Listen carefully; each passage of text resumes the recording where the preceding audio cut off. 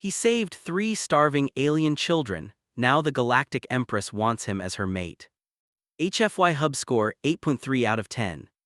Okay, look, you know those days at work where you just want to eat your lunch in peace? You find that one quiet corner in the break room, you open your sandwich, and suddenly, bam, Sharon from accounting is there asking about spreadsheets you haven't touched in 3 years. That is exactly how this story starts. Eli Cross is just a dude trying to eat some ration stew on a freezing cold moon. He's tired, he's hungry, he's minding his own business. But instead of Sharon, he gets 3 terrified, half-frozen alien kids stepping out of the shadows. And just like that, my man's lunch break turns into a galactic rescue mission. I was sitting here with a bag of chips and I honestly stopped chewing because the way Eli just instantly switches from grumpy mechanic to protective dad mode hit me right in the chest. It reminded me of that stray cat in my garage. You don't plan on caring, it just happens. The vibe here is stressful, but in the best way. It's that feeling when you fix a leaky faucet and suddenly the whole pipe bursts and now you're fighting a flood.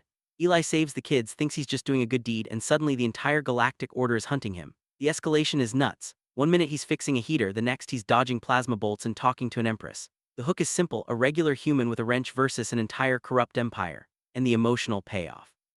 Man, I wasn't ready. The title says the empress wants him as a mate, and I was expecting some cheesy romance, but what we got was way heavier. I legit leaned in so close to my monitor I fogged it up when the empress made her choice at the end. If you like stories about ordinary guys stepping up when everything goes wrong, watch this. It's for anyone who knows that sometimes doing the right thing is the biggest pain in the neck, but you do it anyway. Number 1, Accessibility Barrier, 9 out of 10. Super easy to get into. You don't need a PhD in theoretical physics to understand scary soldiers want kids, mechanic says no. It flows like a good action movie.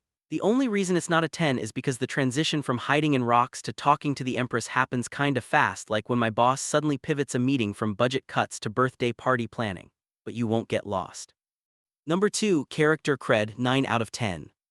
Eli is the man. He's not a super soldier, he's a scavenger with a wrench. I love that. He's relatable because he's just tired. He doesn't want to be a hero, he just doesn't want kids to die. That's real. And the kids, they actually act like scared kids, not tiny adults. Lyra trying to be brave while terrified, yeah, that worked for me. Number 3, Closure Status, 8 out of 10. Okay, so it ends, but it ends with a massive status quo shift. It's not a cliffhanger where the screen just goes black, thank God. We get to see the aftermath. But man, the cost, it wraps up the immediate danger but leaves Eli with a job he definitely didn't apply for on LinkedIn. It feels complete, just heavy. Number 4, Dialogue Drip, 7 out of 10. Most of it is solid. Eli sounds like a regular guy, I've had worse. The villains are a little bit cartoonish with their surrender or burn speeches, kinda like a bad customer service script where they refuse to go off book, but the quiet moments between Eli and the kids, those felt legit. Number 5, Endgame Payoff, 10 out of 10. I did not see that coming. With a title like that, I thought they'd get married and live in a space castle. Nope. The story took a hard left turn into tragedy and duty. It turned into a story about legacy rather than romance. It blew my expectations out of the water. My coffee went cold because I forgot to drink it during the final battle. Number 6, Found Family Factor, 10 out of 10. This is the whole point of the story. It's 100% pure, uncut found family tropes. Grumpy human adopts 3 alien orphans, check. Willing to die for kids he met 24 hours ago, check. If this trope was a drug, I'd be overdosing. It's the cat distribution system, but with alien royalty. Number 7, HFY Video Length, 1530 min.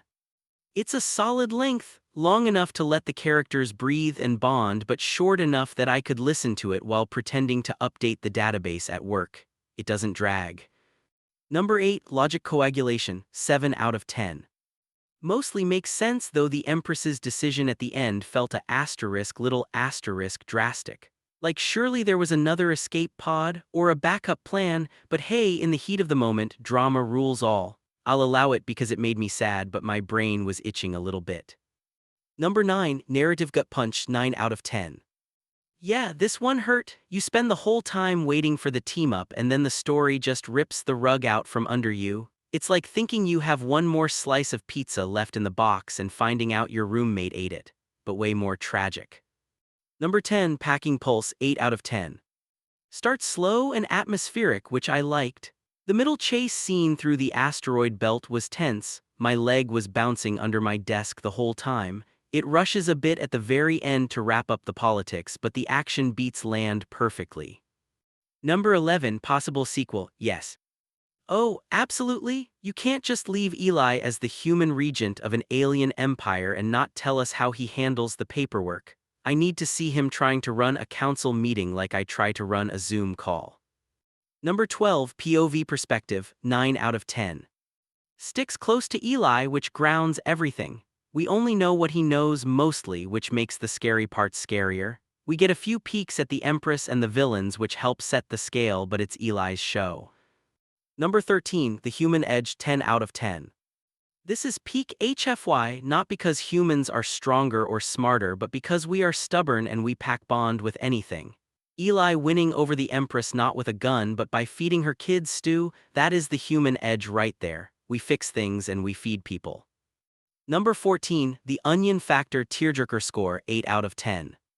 I got a little misty, not gonna lie. The reunion scene was sweet, but the sacrifice, that stung. It wasn't full-on sobbing, but I definitely had to blink a few times and look at the ceiling so my coworkers wouldn't ask if I was okay. Number 15, Thematic Resonance, 9 out of 10. Trust and responsibility. It hits hard on the idea that family isn't blood, it's who shows up.